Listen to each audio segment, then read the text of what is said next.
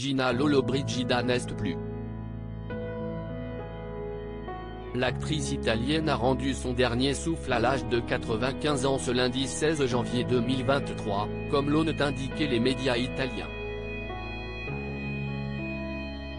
Si les circonstances de son décès n'ont pas été communiquées, cela ne fait aucun doute, Gina Lollobrigida était l'une des plus grandes stars du grand écran dans les années 1950-1960. C'est grâce à sa participation à un roman photo de l'époque, sous le pseudonyme de Diana Loris, qu'elle se fait connaître en parallèle de ses études aux Beaux-Arts et de ses participations à des concours de beauté.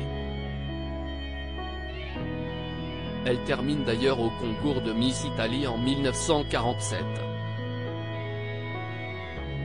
Après plusieurs années à cumuler les petits rôles, elle finit par crever l'écran. Elle apparaît dans Fanfan la Tulipe, de Christian Jacques, Les Belles de Nuit de René Clair aux côtés de Gérard Philippe, dans La Belle Romaine de Luigi Zampa. Elle était aussi la sublime Esmeralda dans Notre-Dame de Paris de Jean Delannoy. Elle a également donné la réplique à Jean-Paul Belmondo dans La Mer à boire et à Sean Connery dans La Femme de paille.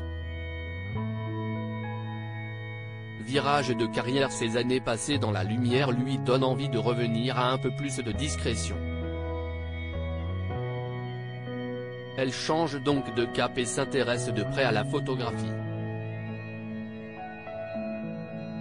Elle ne fait pas une croix définitive sur sa carrière d'actrice pour autant puisqu'on la revoit dans quelques séries comme Falcon Crest et Prête-moi ta vie.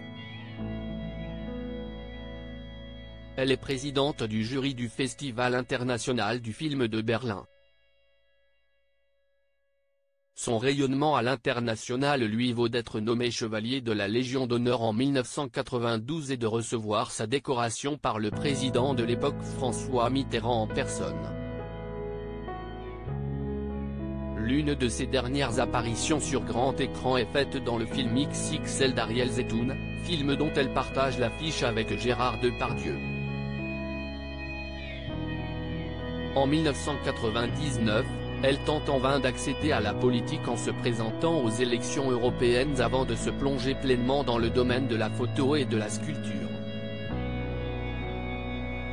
L'une de ses dernières apparitions télé remonte à 2018 avec sa participation à Ballando con le Stel, version italienne de Danse avec les stars.